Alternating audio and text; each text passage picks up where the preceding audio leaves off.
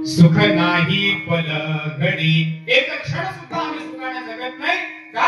कारण की दिवस रात्र आम्ही जे कार्य करतोय ते कार्य केवळ आणि केवळ भौतिकवादी जीवनाच्या विकासासाठी आहे. ठीक आहे, प्रापंचिकरित्या हे अगदी योग्य आहे. कारण की जोपर्यंत तुम्ही सामाजिक दृष्ट्या, आर्थिक दृष्ट्या, राजकीय दृष्ट्या, नैतिक दृष्ट्या मजबूत होणार नाही तोपर्यंत धार्मिकताही तुमच्यामध्ये येणं शक्य नाहीये. म्हणून या गोष्टी येण्यासाठी माणसाला कुणाच्या तरी विचारांचा आश्रय घ्यावा लागतो. आणि संत म्हणतात त्याच्याकडे विचार नाही, त्याचं जगणं होय. विचाराविरहित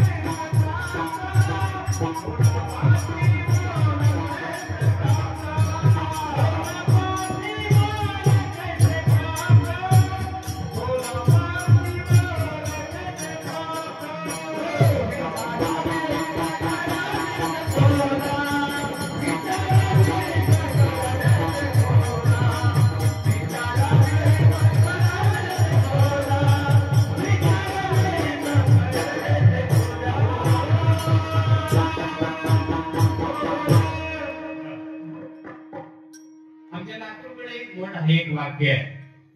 ते वाक्य असं आहे, विचार नसलेली माणसं आणि दाणे नसलेली कणस सारखी. शिवाहार माणूस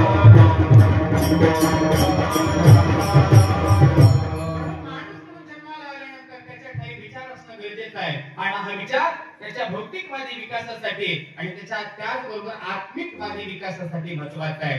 कारण की दाणे नसलेल्या कणसाला जसं खळ्यामध्ये जागा नसते, खळ म्हणतात का तुमच्याकडे? खळ असतो.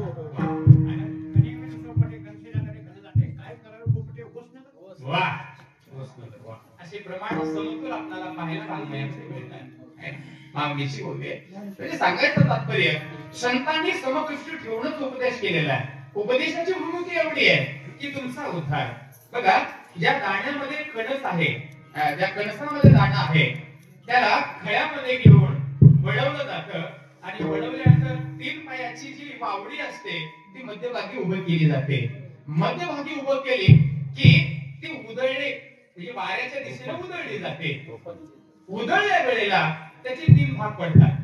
पहिला भाग जे फक्त होलपट आहे ते त्या खळ्याच्या बाहेर असतं. दुसरं असतं ज्याच्यावर रोगाने प्रादुर्भाव झालेला आहे, नाही ते बॉर्डरला असतं, त्याला हाती म्हणतात.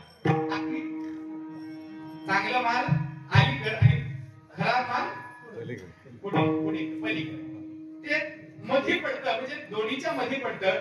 आणि जे परिपक्व झालेलं आहे त्याच्याकडे विचाराची ग्रंथी आहे, विवेकाची ग्रंथी आहे, आचाराची ग्रंथी आहे, समज सूचकता आहे, जगण्याची सर्वांगीण कला आहे. ते त्या 3 टांगीच्या म्हणजे बावडीच्या पायाला पडते. त्याला मदन म्हणतात. आणि त्याला लक्ष्मी म्हणून शेतकरी म्हणजे त्याची पूजा करून पाया पडून त्याला घरी आणतो. तसं संत म्हणतात, विचार असलेला घरात येतो आणि विचार नसलेला बाहेर जातो.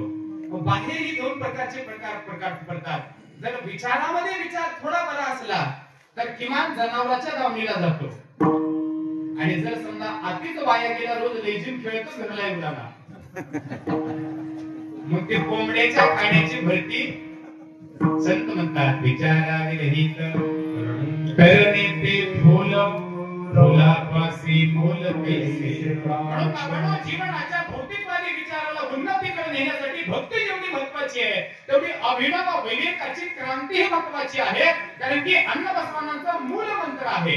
अन्नबसवानांनी 900 वर्षापूर्वी बहुजनांच्या विकासासाठी, बहुजनांच्या हितासाठी, बहुजन हिताय बहुजन सुखाय हा मंत्र देत असताना एक मंत्र दिला, काय कवी कैलास. काय या शब्दाचा अर्थ काम. किती कर्तव्य हा काम. काम म्हणजे कोणतं? श्रमजीवी जीवन जगा, कष्ट करा, मेहनत करा, घाम गाळा, अपूर्व पद्धतीची अस्मिता या जीवनाला मिळवा आणि त्याच्यातून मिळालेली प्रतिभा तुमच्या जीवनाला उज्ज्वल बनवते आणि तुमचा संसार सुखाचा होतो. हा संसार सुखाचा झाला की तिथं स्वर्गाची अनुभूती येते. म्हणून कार्य कवी कैलास. कायक म्हणजे कर्म आणि ते कर्म शुद्ध झालं की त्या कर्मातून मिळणारा आनंद म्हणजे कैलास. शिवाय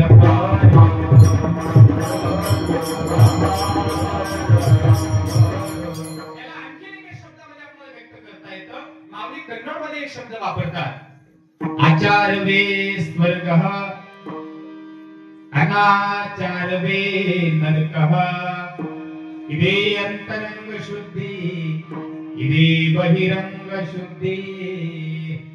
या शब्दाचा अर्थ असा आहे, ज्या घरामध्ये आचार संपन्न पत्नी आहे म्हणजे स्त्री आहे आणि विचार संपन्न पुरुष आहे.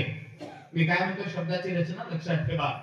आचार संपन्न स्त्री, स्त्री कशी असावी, घरची स्त्री कशी असावी, घराला ज्या पद्धतीने दाराला उंबरा असतो, उंबरा माहिती आहे चौकट, दाराला जसा उंबरा असतो तसं स्त्रीच्या जीवनाला मर्यादेचा उंबरा असावा.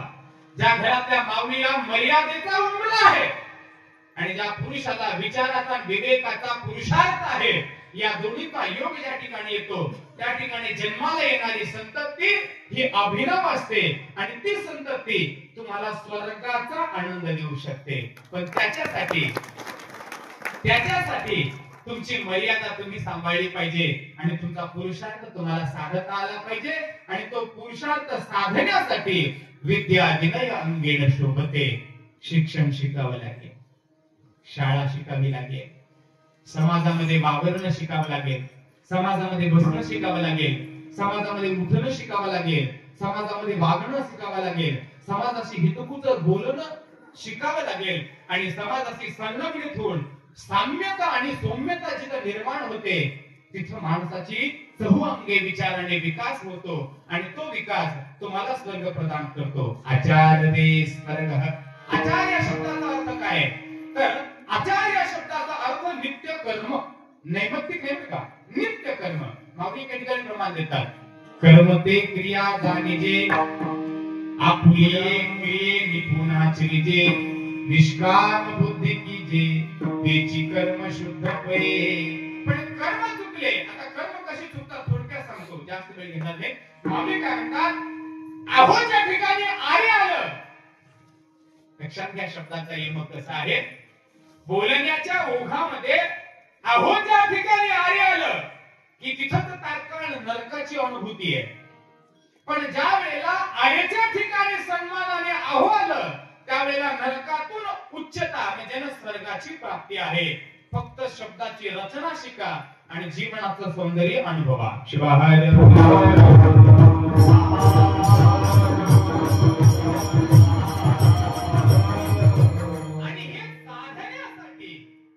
सांगितलं सत्संगाची कास धरावी लागेल, सत्संगाला जीवनामध्ये धारण करावं लागेल. आणि जर करता नाही आलं तर मग पश्चाताप होऊन काय उपयोग आहे का सांगा. मी तुम्हाला मागे सांगितलं असेल न सांगितले असेल मला माहिती नाही, पण महाभारतातला एक प्रसंग तुम्हाला सांगून जातो. महाभारतातलं युद्ध ज्या वेळेला होणार होतं त्यावेळेला कौरवांची बाजू थोडी डळमळती होती. काय होती? डळमळती होती. पण ज्या वेळेला त्या डळमळत्या अवस्थेमध्ये कर्ण येऊन थांबला. कोण येऊन थांबला? कर्ण. त्यावेळेला दुर्योधनाला मात्र खूप हिंमत आली. का आली? आणखी कर्णासारखा विचारवंत माझ्याकडे आला. कोण आला? कर्णासारखा विचारवंत माझ्याकडे आला. आणि ज्या वेळेला कर्णासारखी विद्वत्ता हे एखाद्या मनुष्याच्या जीवनाच्या संगतीला येते त्यावेळेला दुर्बळ सुद्धा बलवान होत असतो. हे बोलकं उदाहरण म्हणजे महाभारत. पण हा समय सूचकता किंवा ही समय सूचकता जर नाही कळली तर शेवटी काही जरी केलं तर मात्र पराभूत होणे किंवा पराजय होणे हे मात्र निश्चित आहे. शिवाय